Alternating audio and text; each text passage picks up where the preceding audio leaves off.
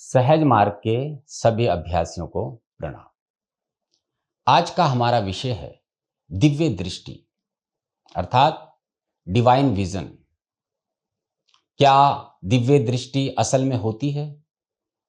क्या इसका प्रयोग मनुष्य द्वारा किया जा सकता है? इसी पर बाबूजी ने एक लेख लिखा था फरवरी 1957। तो आज हम उसी विषय पर चर्चा करने जा रहे हैं कि दिव्य दृष्टि का जो वैज्ञानिक आधार है वह क्या है और आध्यात्मिक आधार क्या है। जिस दिव्य दृष्टि की बात आध्यात्मिकता में की जाती है, क्या असल में कोई ऐसी चीज हमारे भीतर है भी या नहीं? तो इसी पर हमारा आज का विषय है, जो कि है डिवाइन विजन या दिव्य दृष्टि। ये लेख सहज मार्ग पत्रिका में फरवरी 1957 में छपा था। तो इस लेख के माध्यम से बाबूजी हमें क्या बताना चाहते हैं, और हम इस पर भी चर्चा करेंगे कि बाबूजी ने इसका उल्लेख अपनी पत्रिका में क्यों किया। हमें क्या दिव्य दृष्टि की आवश्यकता होती है? क्या आध्यात्मिकता में ये दृष्टि काम आती है? तो इसी लेख को हम आरंभ कर रहे हैं। तो बाबूजी लिखते हैं, मनुष्य की दो आंखें तो साधारणतः सब जानते ही हैं, परंतु वैज्ञानिकों का कथन है कि मनुष्य के ललाट में एक गुत्थी ऐसी होती है जिसका रूप आंख के समान होता है और जिसका संबंध दिव्य दृष्टि से होता है। यही मनुष्य का तीसरा नेत्र कहा गया है, परंतु इसके बारे में जो कुछ भी ज्ञान मृतक शरीर की चीर फाड़ करने से प्राप्त है वह अधूरा है। तो बाबूजी यहाँ पर बता रहे हैं कि मनुष्य जो अपनी दो आंखें हैं इनके बारे में तो जानता है, लेकिन हमारी एक और दृष्टि होती है जिसको कि हम तीसरा नेत्र कहते हैं। वह हमारे ठीक ललाट के पीछे होता है। ललाट हम इस रीजन को कहते हैं जो कि हमारी सहज मार्ग में छठी ग्रंथि भी कहा जाता है। तो बाबूजी कह रहे हैं कि जो वैज्ञानिक हैं उन्होंने मृत शरीर की चीड़ फाड़ करके उस गुत्थी को देखने का प्रयास किया। उसके बाद बाबूजी लिखते हैं, इसका सही अंदाजा योग के द्वारा ही हो सकता है। महर्षि पतंजलि महाराज ने अपने ग्रंथ में संयम की विधि का वर्णन किया है और यही योगी का सबसे बड़ा स्तर है। तो बाबूजी कहते हैं कि मृत शरीर की अगर तीसरी आंख आप देख भी लें तो उसके कार्य का आपको कैसे पता चलेगा? उसका कार्य तो आपको केवल योग के माध्यम से ही पता लग सकता है। और हम सब जानते हैं योग ऋषि पतंजलि अभी तक के सबसे बड़े ऋषि हुए हैं। उन्होंने कहा है कि एक विधि होती है जिसका नाम होता है संयम की विधि। अगर संयम की विधि का प्रयोग किया जाए तो हमें पता लग सकता है कि तीसरे नेत्र का क्या कार्य होता है। उसके बाद बाबूजी लिखते हैं, इसके द्वारा एक योगी अपने आत्मिक बल से अपने शरीर के अंदर की प्रत्येक बात वह दशा का ज्ञान प्राप्त कर सकता है। अब यहां पे बात आ गई आत्मिक बल। अब ये आत्मिक बल जागृत होता है आध्यात्मिकता से, और जब ये बल किसी के अंदर जागृत हो जाता है तो वो क्या कर सकता है? शरीर के अंदर की प्रत्येक बात वह दशा, तो यहां पे बाबूजी ने दशा भी लिखा हुआ है, मतलब सूक्ष्म और स्थूल दोनों को भीतर से देख सकता है। जिस प्रकार हम इन दो आंखों से भौतिक सृष्टि को देखते हैं, इसी प्रकार जो हमारी तीसरी आंख है उससे हम अपने शरीर के भीतर के स्थूल और सूक्ष्म दोनों चीजों को देख सकते हैं। उसके बाद बाबूजी लिखते हैं, शरीर के अंदर की कुल कलें चलती हुई देख सकते हैं।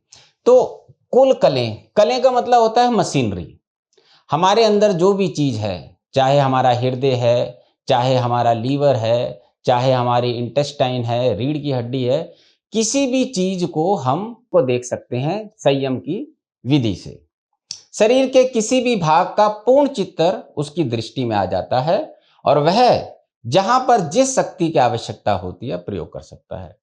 तो इस प्रकार का योगी जिसने संयम की विधि पर विजय प्राप्त कर ली है, वह अपनी शक्ति का प्रयोग शरीर के किसी भी भाग पर कर सकता है, चाहे वह सूक्ष्म हो चाहे स्थूल हो। तो इसी को हम जो आज के वैज्ञानिक आधार पर चित्र हमारे पास उपलब्ध हैं उस पर भी देख लेते हैं। तो ये इस प्रकार से है, ये जो हिस्सा है ये हमारा त्रिनेत्र का सामने से हिस्सा है, जिसको कि हम छठी ग्रंथि भी कहते हैं, और हमारे यहाँ इसको ब्रह्मांड मंडल भी कहते हैं। यहाँ से ब्रह्मांड मंडल की शुरुआत होती है। जब हम हृदय क्षेत्र पार कर लेते हैं तो हम इसी छठी ग्रंथि पर आते हैं। अब इसके ठीक पीछे जब आप यहां देखेंगे तो ये एक आंख के आकार की गुत्थी हमारे भौतिक शरीर में है। ये वैज्ञानिकों ने जो भी मृत शरीर है उसकी चीड़-फाड़ करके देखा है और समझा है। तो इसको वैज्ञानिक कहते हैं पिनियल आई। तो ये पिनियल आई है। इसके बाद बाबूजी के लेख पर हम आते हैं कि वो इसके बारे में क्या बताना चाहते हैं। छोटी से छोटी कोई बात भी उसकी दृष्टि से छिपी नहीं रहती। किसकी दृष्टि से? जिसकी दिव्य दृष्टि खुल चुकी है। इसके देखने की विधि यह है कि जिस स्थान का ज्ञान प्राप्त करना है उसको फैलाकर उसका पूर्ण प्रभाव योगी अपनी इच्छा शक्ति द्वारा वायुमंडल में उत्पन्न कर देता है तथा फिर उसका सूक्ष्म निरीक्षण कर सकता है। तो बाबूजी यहाँ पे कह रहे हैं कि वो योगी जिसने संयम की विधि पर विजय प्राप्त कर ली है, अगर उसको कुछ भी जानना है तो वो अपनी इच्छा शक्ति का प्रयोग करता है। किसका करता है? इच्छा शक्ति का। आपने हमारा एक वीडियो भी देखा होगा कि एक समय के बाद हमारे अभ्यासी की विचार शक्ति इच्छा शक्ति में परिवर्तित हो जाती है और इसी इच्छा शक्ति से वो अन्य अभ्यासियों को भी लाभ पहुंचाता है और उसकी अपनी आध्यात्मिक यात्रा भी उससे आगे बढ़ती है। तो क्या होता है कि जिस भी हिस्से की उसको जानकारी प्राप्त करनी होती है तो उसका वो चित्र वायुमंडल में ले आता है। वायुमंडल का मतलब जैसे हम एक फोटोकॉपी करते हैं, इसी प्रकार सूक्ष्म चित्र भी हम अपनी दिव्य दृष्टि से वायुमंडल में बिखेर देते हैं और उसका निरीक्षण कर सकते हैं। हमारे यहाँ कह सकते हैं कि जब आध्यात्मिकता में अभ्यासी की जो भी रुकावटें होती हैं उसका चित्र प्रिसेप्टर के सामने आ जाता है और वो इसको साफ कर देता है, उस रुकावट को साफ कर देता है। और लिखा है इस प्रकार वहां का पूर्ण चित्र उसकी दृष्टि में आ जाता है तथा इसमें समय भी बहुत कम लगता है। जैसे हमने देखा है फोटोकॉपी की मशीन होती है, ऊपर कागज रखते हैं और नीचे से बाहर आ जाता है। इसी प्रकार जिस भी व्यक्ति की दिव्य दृष्टि खुल चुकी है वह किसी भी चित्र का आंकलन बहुत जल्दी से कर सकता है। हाँ, उसके प्रभाव देखने और समझने में कुछ समय अवश्य लगता है। तो उसके प्रभाव देखने और समझने में कुछ समय लगता है, ये बड़ी इंपॉर्टेंट बात है। जब बाबूजी हमें एक बिंदु से दूसरे बिंदु में खींचते हैं तो उस बिंदु में जब हम सैर कर कर लय अवस्था प्राप्त करते हैं तो उसमें समय लगता है। तो उसका जो प्रभाव है उसको कुछ समय अवश्य लगता है। अब इस दिव्य चक्षु के विषय में अपना निजी निरीक्षण तथा अनुभव जो योग द्वारा मैंने पाया है पाठकों के सम्मुख रखता हूँ। अब ये बात आ गई आध्यात्मिक। जैसे कि हमने चित्र के माध्यम से आपको दिखाया वो तो था वैज्ञानिक आधार। अब बाबूजी कह रहे हैं कि जो मैंने अनुसंधान किया है, और बाबूजी तो स्वयं भूमा की शक्ति लेकर आए थे, लेकिन वो किसी के सामने ये बताते नहीं थे कि मैं ही भूमा की शक्ति हूँ। उनकी सादगी ही उनका पर्दा थी और इसीलिए लोग उनको साधारण मनुष्य समझा किया करते थे। लेकिन बाबूजी भूमा की शक्ति के साथ आए थे और इस ब्रह्मांड में जो भी शक्ति है उसका ज्ञान उनको था। लेकिन वो सादगी से कहते हैं कि मैं अपने निजी निरीक्षण तथा अनुभव, मतलब मैं अपने एक्सपीरियंस से आपको ये बता रहा हूं, ये जो दिव्य दृष्टि जिसको कि हम पिनियल आई कहते हैं, ये होती क्या है। तो इस गुत्थी में जिसे पिनियल आई कहा गया है, 3 रंग होते हैं। सामने वाला भाग चमकदार होता है तथा इसकी बनावट रेत के कणों के समान होती है। यही बाहरी भाग बुद्धि का स्थान है। इसके पीछे का भाग अर्थात बीच वाला भाग कुछ स्याही लिए हुए जामुन के रंग का होता है। अब बाबूजी कह रहे हैं कि ये जो गुत्थी है जो आंख के रूप में है, ये 3 हिस्सों में है। जो पहला हिस्सा है वह चमकीला है और कुछ रेत की तरह है। उसके बाद का जो दूसरा हिस्सा है वो स्याही की तरह है, मतलब बैंगनी है। तो पहली लेयर चमकीली है रेत की तरह और दूसरी है स्याही की तरह। उसके बाद बाबूजी कहते हैं सबसे पीछे का भाग कुछ लाली लिए होता है और यही डिवाइन इंटेलिजेंस का स्थान होता है। और जो इसमें तीसरी लेयर होती है उसको हम डिवाइन इंटेलिजेंस कहते हैं। और उसका रंग कैसा होता है? कुछ लाली लिए हुए, तो उसमें कुछ लालपन होता है। योग में पहले यही बाहरी भाग जो चमकदार है खुलता है। अब आप आध्यात्मिकता में आ गए, आपने सहज मार्ग का अभ्यास किया, धीरे धीरे आपकी ग्रंथियां खुलनी शुरू हुई और आपने हृदय क्षेत्र पार किया। जब हृदय क्षेत्र पार करते हैं तो आप पहली लेयर में आते हैं जो कि चमकीलापन है और सबसे बाहरी लेयर है। तो बाबूजी कह रहे हैं योग में पहले यही भारी भाग जो चमकदार है खुलता है। जब मनुष्य इसमें भली प्रकार प्रवेश कर लेता है, प्रवेश का मतलब जब उस ग्रंथि में सैर कर उसमें लय अवस्था प्राप्त कर लेता है, तब मध्य भाग खुलना प्रारंभ होता है तथा उसमें चमक उत्पन्न हो जाती है, परंतु उस चमक में जामुन के रंग की झलक अवश्य रहती है। अब यहाँ पर बाबूजी क्या बताना चाहते हैं? जब हमें पहली लेयर में लय अवस्था प्राप्त हो जाती है तब दूसरी खुलती है। अब जब दूसरी खुलती है तो उसमें भी जो चमक पैदा होती है उस चमक में थोड़ा सा जामुनी रंग होता है। और उसके बाद बाबूजी लिखते हैं सबसे बाद में अंतिम भाग खुलने की बारी आती है, उसमें चमक पैदा होने लगती है। जिस योगी को ये तीनों दशाएं प्राप्त होती हैं वो उच्च श्रेणी का योगी होता है। क्या होता है? उच्च श्रेणी का योगी होता है। और हमने आपको पहले भी बताया है कि सहज मार्ग में प्रिसेप्टर अर्थात गुरु उसी को बनाया जाता है जिसकी पहुंच कम से कम ब्रह्मांड मंडल तक हो गई हो। तो जो ब्रह्मांड मंडल है वो छठी ग्रंथि में होता है और ये जो पिनियल आई का स्थान है ये भी छठी ग्रंथि का ही है।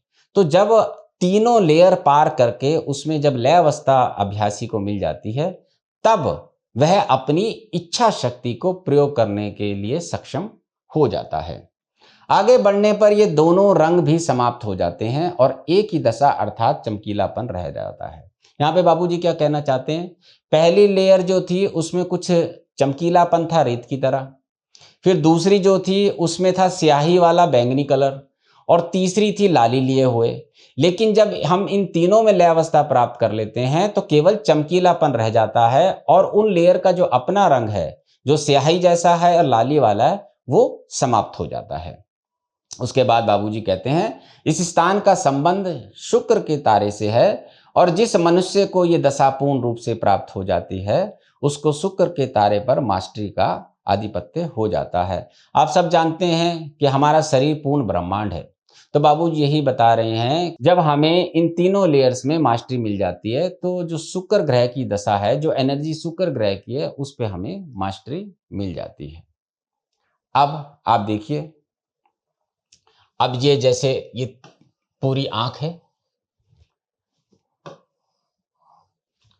और इसी आंख में ये पिनियल ग्लैंड है और ये जो हिस्सा है ये बाहर का हिस्सा हो गया, ये हमारा जो है ललाट हो गया। यहां से जब हमारी छठी इंद्री जागृत होती है और हमें प्रवेश मिल जाता है ब्रह्मांड मंडल में तो हम ऐसे बढ़ते हैं। सबसे पहला लेयर जो है वो हमें ये मिलती है, दूसरी लेयर ये मिलती है और तीसरी ये हो जाती है।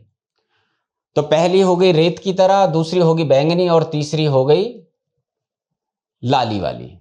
तो ये बाबूजी ने जो आज का भौतिक शरीर है जो वैज्ञानिकों ने चीर फाड़ के बाद देखा है, अपनी आध्यात्मिक शक्ति से ही हमें बता दिया था।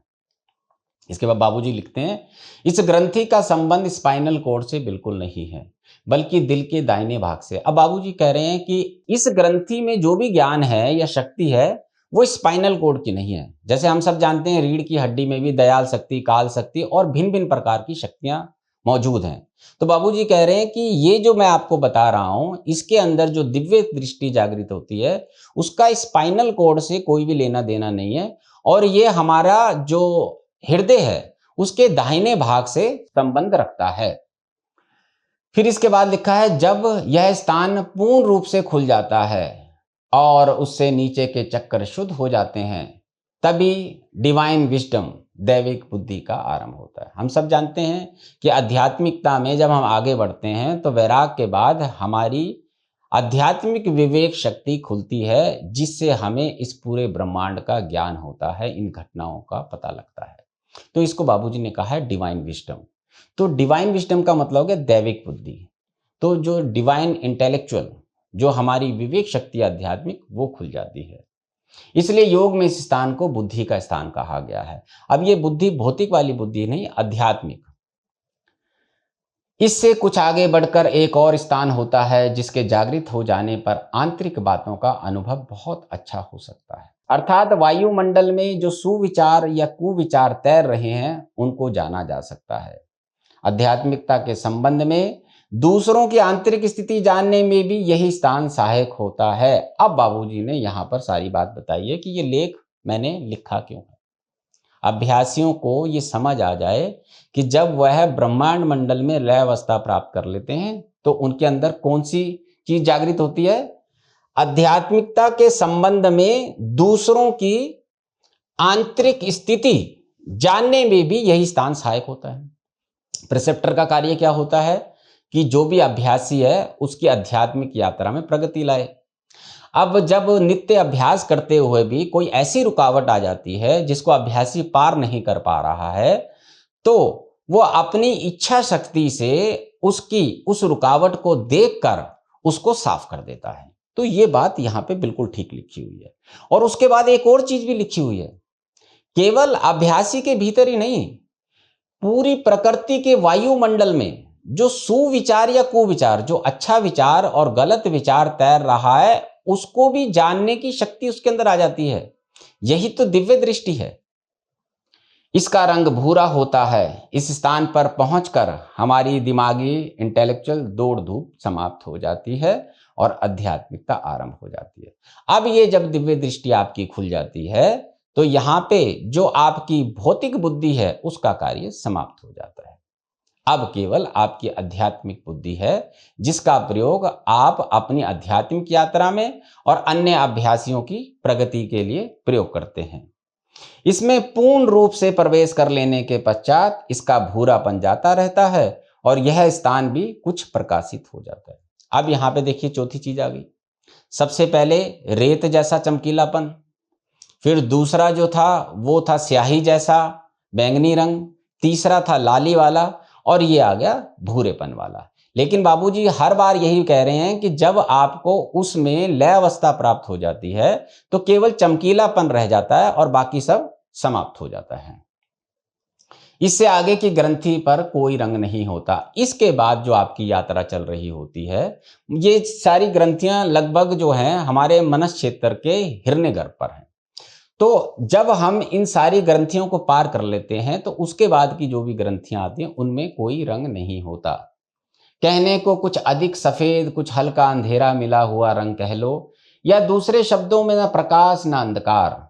इसकी सहायता से हम उन घटनाओं का ज्ञान प्राप्त कर सकते हैं जो इस संसार में घटित होने से पहले सूक्ष्म रूप में घटित हो चुकी होती हैं। परंतु यह तभी हो सकता है जब हम इस दशा को पूर्ण रूप से अपना लें। यहाँ पे फिर यही बात लिखी है, पूर्ण रूप से अपना लें।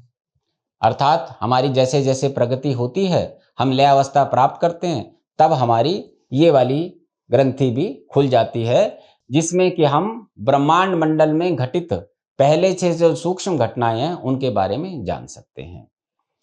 तीसरी आंख जिसके विषय में कहा गया है कि यदि खुल जाए तो क्षण भर में समस्त संसार को नाश कर सकती है, इसका इन ग्रंथियों से कोई संबंध नहीं है। अब यहाँ पे वही बात आ गई। हम सब जानते हैं लॉर्ड शिवा के पास तीसरी आंख है। तो बाबूजी कह रहे हैं कि जो मैं ये वाली बात आपको बता रहा हूं इसका उससे कोई लेना देना नहीं। जो डिस्ट्रक्टिव आई है उसका इससे कोई लेना देना नहीं है। ये तो मैं केवल दिव्य दृष्टि की बात कर रहा हूं।